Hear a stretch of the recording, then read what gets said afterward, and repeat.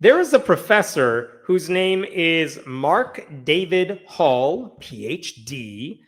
And that sounds all fancy. I mean, the guy has 3 names, except look at where this guy works. He works at Regent University, which is the school founded by Pat Robertson. So, like, is he really a good professor? Who knows? So Mark David Hall, PhD, he loves talking about Christian nationalism, but specifically, he doesn't like the people who call out Christian nationalism because he doesn't think it's a big deal at all. He actually wrote a book called Who's Afraid of Christian Nationalism? He said it's not an existential threat. And the reason I bring him up is he recently appeared on an episode of a podcast called Law and Liberty, and he basically argued that what he didn't like about Christian nationalism, the way people like us talk about it, is that it's never about Jesus. All the people who criticize it talk about racism and sexism and militaristic attitudes. And he's like, you guys are trying to conflate a Jesus thing with all these other things that are horrible. And how dare you? And also, it's just something left-wingers made up recently because they hate Christians. Let me play you a clip of what he said, and then we'll talk about this. Well, I'll jump in if I may. So I think it's important to recognize that literally no one in America is using the phrase Christian nationalism until about 2006, when a steady stream of books started coming out by Michelle Goldberg, Catherine Stewart, Andrew Seidel, and others. And they are describing a complete toxic mix, a mess. It's Christians who want to take over America for Christ and favor white Christians above all others. So we want to bring back Jim Crow. We want to have religious illiberalism. We want women to be in the house and barefoot, and that's what book after book says. And these are mostly, I call them the polemical critics, often journalists or activists. But when we get academics involved, someone like a Whitehead and Perry define Christian nationalism as an ideology that idealizes and advocates a fusion of American civic life with a particular type of Christianity culture that includes assumptions of nativism, white supremacy, patriarchy, heteronormativity, divine sanction for authoritarian control, and militarism, and on they go. So he said a lot there, but just to summarize what he said no one was even using the phrase Christian nationalism until 2006, when a bunch of writers started using it, as if it's something the left just made up to create a boogeyman that did not exist beforehand. I'll get into this in a second, but we did not just make up Christian nationalism when it was politically convenient. That's something the right does with terms like woke or DEI. At least the way they use it, right? But Christian nationalism did not just spring up out of nowhere. More on that in a second. But he also says it's unfair, like, when they say Christian nationalism, they're talking about Christians who want to take over America for Christ, and they like white people, and they want to bring back Jim Crow laws, and they want women to be barefoot in the kitchen. And like, how dare they act like all of us good Christians also want all those other things? That's his argument, right? How dare you conflate our Christianity with something that promotes white supremacy and patriarchy and heteronormativity and things like that. So let's talk about the first thing. Is Christian nationalism new? No. I mean, even theoretically, even the concept of it is not new. George W. Bush was a Christian nationalist when he limited stem cell research in 2001 because some Christians called that abortion. And they were wrong, but George W. Bush is like, well, we got to appease the Christians here. When he did his war on terror, that was infused with religious rhetoric. And that's Christian nationalism. Christian nationalism helped Ronald Reagan get elected twice. So whether it was the moral majority or the religious right, conservative Christians have long advocated for a country in which their religious views, not facts, certainly not what is good for minority groups anywhere, they want their beliefs to shape public policy. Christian nationalism as a term, it just clarifies what they've believed for a long time because it's never been more obvious what the proponents are doing. It just puts a phrase onto something that's happening. I talked separately on this episode about the negative world that one Christian right guy thinks Christians are living in. And the reason he became popular is because he coined a term that fits something his people were talking about wrongly. But Christian nationalism is a description that encapsulates something that has been going on for a really, really long time. In fact, Warren Throckmorton, who has a podcast about Christian nationalism, even said on his website this week, he did a simple search for the term and he found, like, here's Christian nationalism, the phrase, it becomes a form of Christian nationalism. That is in an article from 1986, he says. Here's a headline from like the 90s. Gallup poll examines Christian nationalism. You can play this game for a while. The term existed well before 2006. It is not something that was just conjured up recently. And it is true that Christian nationalism, as it is used today, is racist. It is sexist. It does promote the military. Like, if you think about what conservative Christians want today, they want to live in a country where men are providers and women are caretakers who are only good for spitting out babies. They want minority groups to be further marginalized for the benefit of white people. That's what Donald Trump is doing right now by purging women and minorities from government positions and removing any of their contributions from their websites, things like that. They want non-Christians to be treated as second-class citizens. Not just non-Christians, but non-conservative Christians treated as second-class citizens. And they want their religion to like be the default in schools and government and workplaces. There was another thing he also said in the episode, this podcast episode, this Mark David Hall guy, he also pointed out that, he says, I'm not a fan of Christian nationalism, which has all the vibes of Susan Collins saying like she's concerned about Donald Trump. Like, no, you're not. Otherwise, you would do something about it.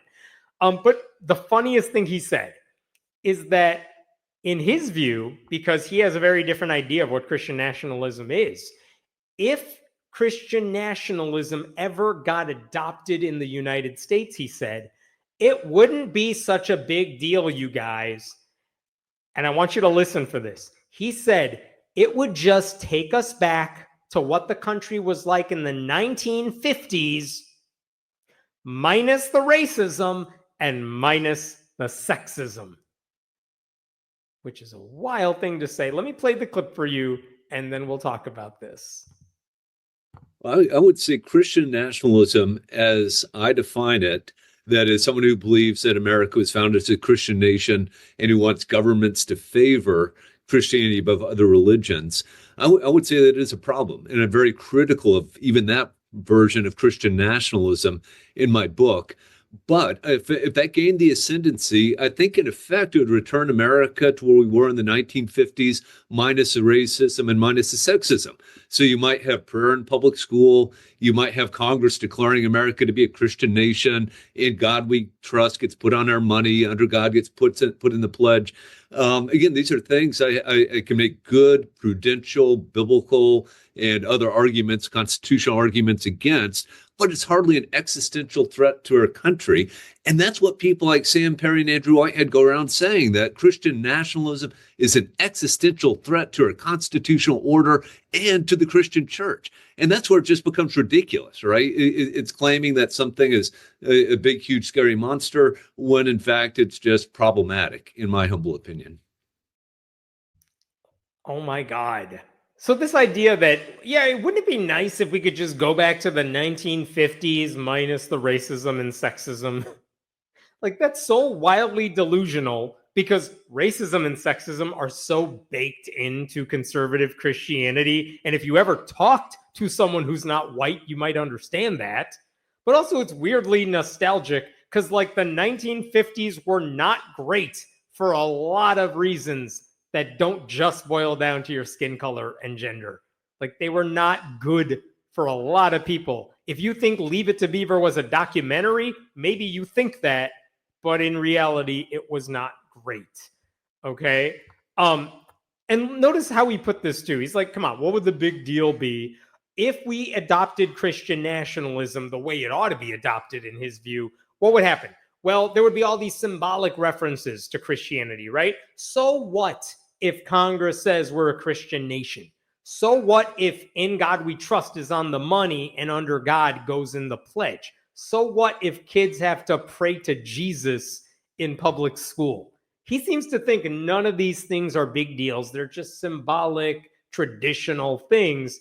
Like, it's so easy to think those things are minor when they represent your religion and when you're not the one forced to believe and accept something that's not your faith. Like when the children of Muslim and atheist parents have to step out into the hallway because they don't want to participate in this stuff, they're going to be ostracized. This dude doesn't care about it. When LifeWise Academy takes kids out of the public school in order to indoctrinate them during the school day, which is a thing that is happening right now, there is pressure for non-Christians to join their friends. Mark David Hall does not care about that. And when you're told by the government that Christianity ought to be treated like the default religion for the country, there is an implication that if you don't agree, you are not a true American. And also, all of those theoretically small steps, those small symbolic gains for Christianity, they create a path for larger, more destructive ones. Like the Supreme Court has already opened the door for public education funding to go to private Christian schools.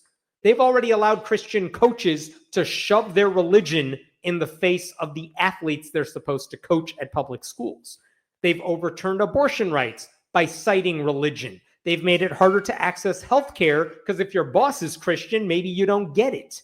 And they're eventually going to overturn marriage equality too. And when they do, they're going to cite Christianity and tradition.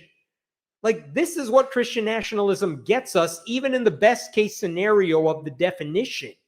Forget the racism. It's just a bad idea in general. It's not harmless and it's not symbolic. Like, Christianity is harming our country because the most powerful people in the government subscribe to a brand of Jesus worship that believes hurting other people who are not like them is all that matters. And this guy does not care at all. And if the best thing you could say about Christian nationalism is, come on, you guys, all it would do is turn the clock back 75 years to a time when America was less diverse and a whole bunch of people were forced to stay in the closet because of who they were. And yeah, when civil rights was not codified into law and when women had very little control over their own bodies, if that's the best argument you have a shitty argument.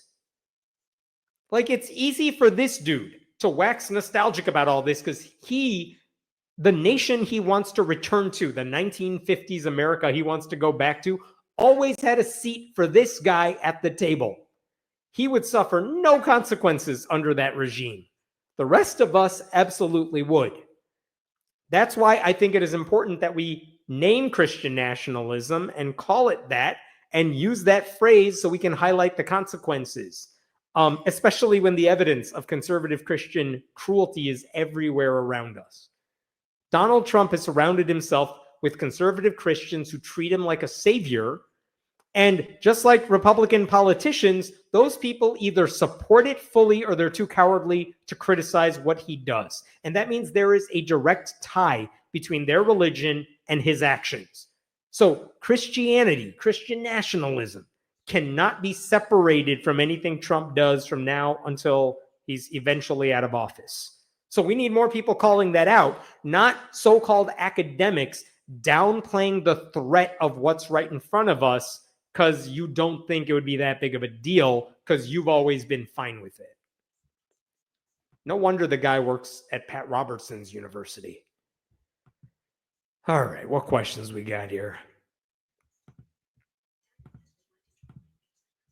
We're describing the toxic mix because it's the GOP playbook. Keep your religion to yourself, Mark PhD. Yep, fully agree. I mean, the stuff's going to be in our lives for so many years to come because conservative Christians decided they wanted power more than they wanted to help people. It's infuriating.